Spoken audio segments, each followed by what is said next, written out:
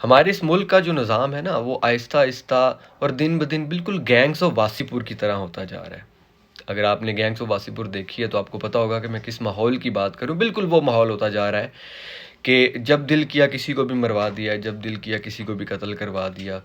जैसे कि अगर इस मुल्क में कोई बात करता है, जैसे इमरान रियाज था, उसको कैद करवा दिया गया।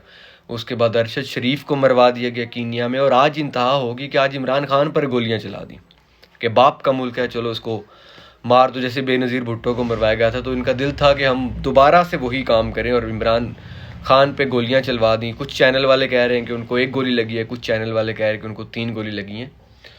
तो अब ये तो सब वाज़ेह है कि भाई किसने गोलियां चलवाई हैं। इमरान खान ने किसी का 5,000 रुपया तो देना नहीं था कि उसने बदले में गोलियां मार दी।